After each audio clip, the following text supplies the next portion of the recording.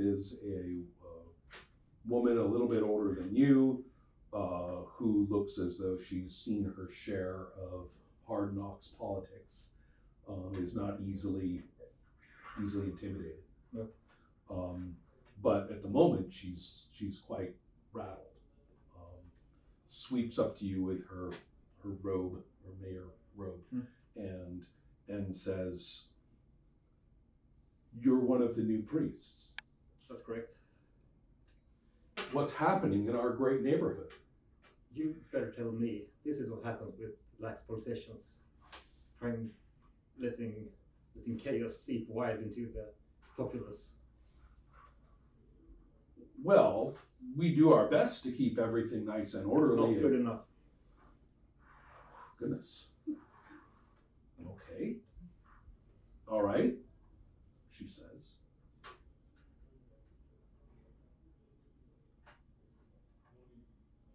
Let's go ahead and state our needs and reorient the situation.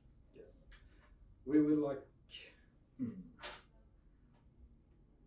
I would like to see a larger... a larger presence of our church in these neighborhoods in order to keep the peace better. And I need to know who was operating this beer stall. She looks and picks up, the brand of the broken cask, and looks at that and says, "Well, that's easy enough, but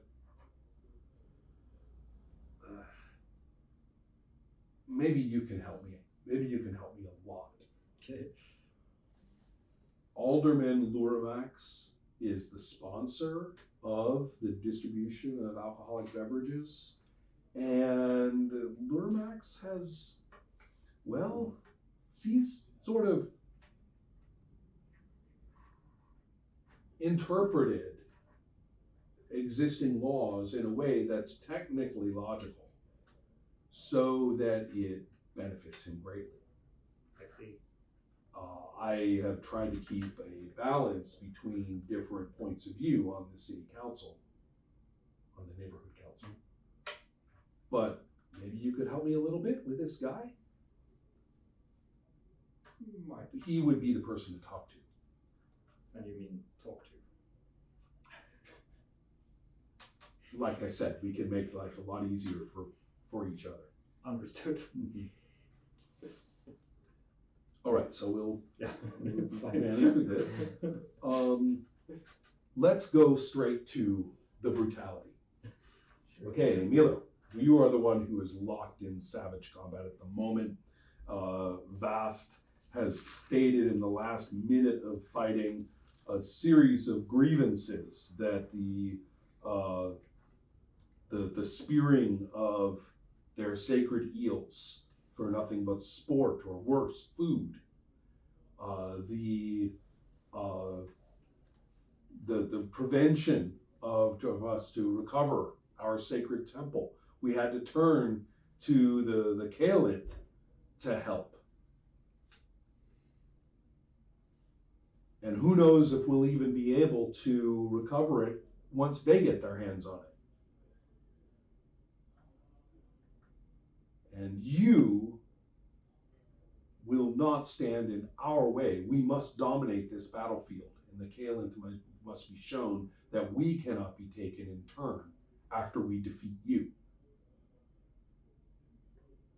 Your head will prove it.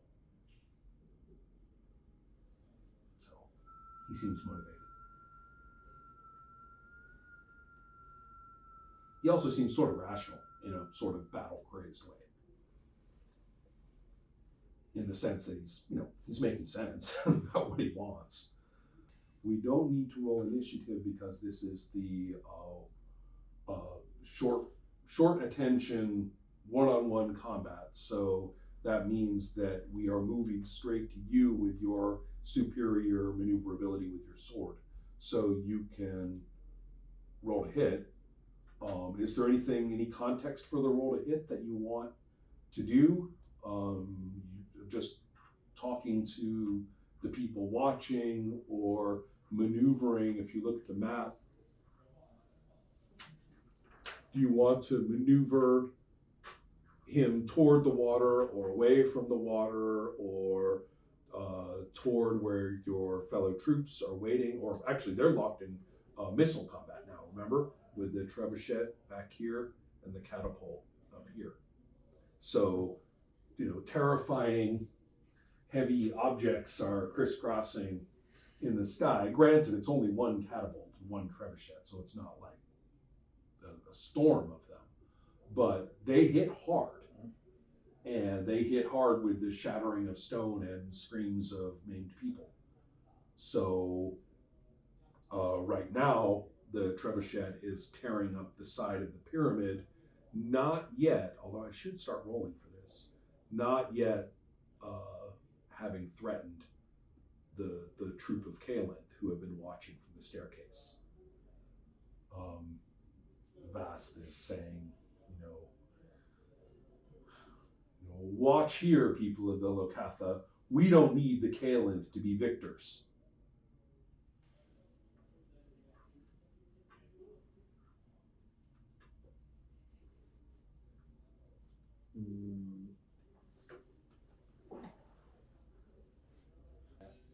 I think I have a resort. Tell me. No, so you give up on diplomacy after only having tried to get your request through once.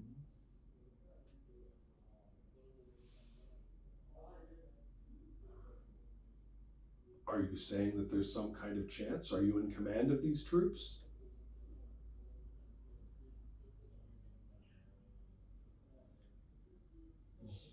Are you serious? You guys are like circling each other now, right? In this kind of a stalking, if somebody drops their guard, they're going to get it sort of way. But there's time for the little bit of dialogue. And he's looking at you with his fishy eyeball and is saying, do you mean it?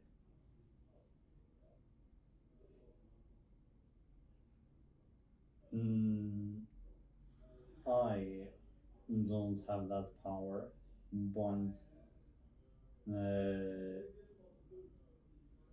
diplomacy does work. If you're less skilled, then you need more of a different skill. Patience.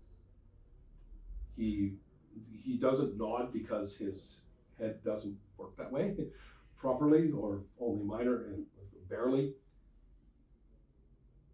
And he says, I wish we had met before the battle. It's too late now. I've given my word to my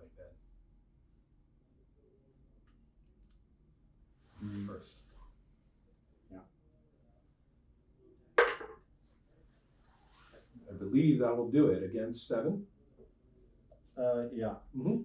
Now roll a d8.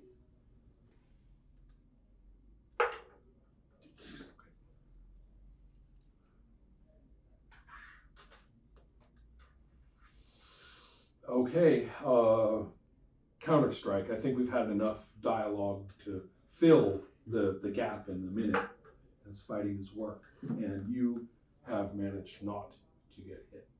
Yeah. And have managed to yeah. So okay, that is at 8 points done to him so far. So the fight continues.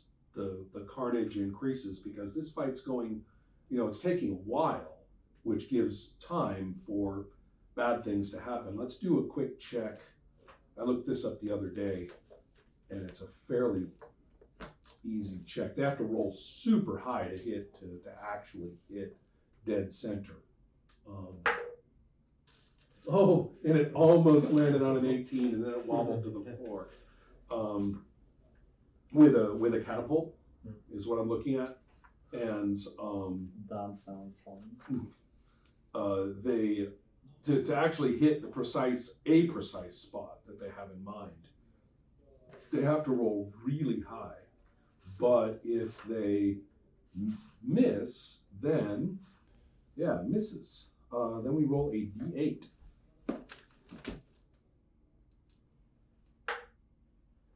8. Oh, over. So the catapult shot goes over. The trebuchet shot.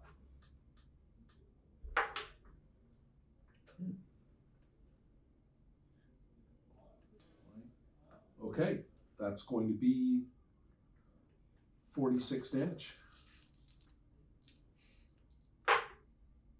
10 and 8, 18 points of damage to probably to a couple of the it wasn't a 20, so it doesn't hit dead center on the main guy who did all the directing, but for the first time, the trebuchet on your side has actually hit some of those hobgoblins. I mean, Kalen on the pyramid, and so yes, they have taken casualties, which means I get to take out 2 leaders, 2 assistants. Oh yeah, well we just lost 3 leaders. Yeah. One of the leaders just lost his 2 assistants in a horrible splatter of awful siege weaponry. Okay, stormy battle. How about you two? We're still in the creepy house. Mm-hmm. And you are looking down this hallway, and you can see the open area. Your eyes are good enough in this darkness, both of you, given half elf and half orc. You are able to actually see the square room that it opens up into, and that at the far end of that room there is a staircase going up to your left and a staircase going down to your right. Up to you. I'm following you right now. I need to clarify that Calum and Tanos, who had kind of swallowed hard and looked at each other, seriously when you told them to go first, now realize that you had their back the whole time. Yeah. And have, if evil shall come to you, I'll take care of that. And so they're like, wow, they are so, that this is the first time they've seen you fight, but this is the first time that they've seen you, clarify. So it's been, it's a moment for both of them. And they look at you with a great deal of camaraderie and we're in this together sort of look. Okay, yeah, I take the lead and I go to the room. Mhm. There. And so the room opens up effectively to your left, and you will note that there's actually a main door, which would be a back door. On here, so somewhere in the back. Wait, Sorry, somewhere in the back. There's a door back here somewhere, probably about right here. So you're roughly here inside, and there's a door there, and then there's a staircase that goes up, up on this side, and then over here, the room parallels this part right here. That's the room in question, and then so there's a staircase going up. What should we do? Well, They both curve sharply. It's narrow, so that if they go up, they have to curve sharply. Okay. Both going down and going up. I'm only one following you, so it's up to you. I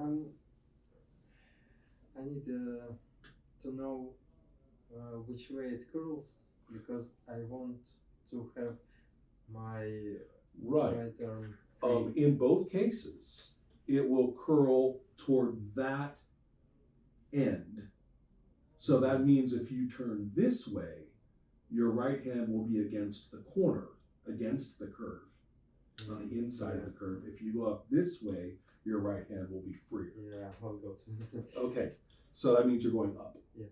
Okay. Upstairs. And you do. So by the time you get up, you're actually facing the opposite way from where you went in, downstairs. It makes a full 180 degrees. As you go fairly tight. I'm keeping track. I'm gonna walk on the back of our team to keep check on our back if nothing comes. That's a good idea. There was some snuffling and shuffling in the hallway. But you actually hear some hoots of surprise as they come upon the remains of the skeletons. They seem very baffled and surprised. Like, what is that? I mean, if we could translate baboon, but that's I'm guessing that that's not the one of my language that I can understand. No. And they seem, if they at least don't seem as though they are rushing. You are at the base of the stairs, basically. Yeah. You can see over there, and there's some movement in that corridor. Oh, and you have a very nice, clear view of that other skeleton here, who came apart. Yeah. When you guys were over here. And so they're back there where the skeletons came apart, and they're going hoot hoot in surprise. So Can I hear roughly how many there are? that is a yes, you can. And there have been a few games since then. Yeah, okay, wait, that's for killing the other baboons, and how many therefore are left? Here we are, remaining baboons. You guys didn't kill any of the baboons yet, right? No. The skeletons got it. And so 2, 3, 4. Right. Not like 15 the last time.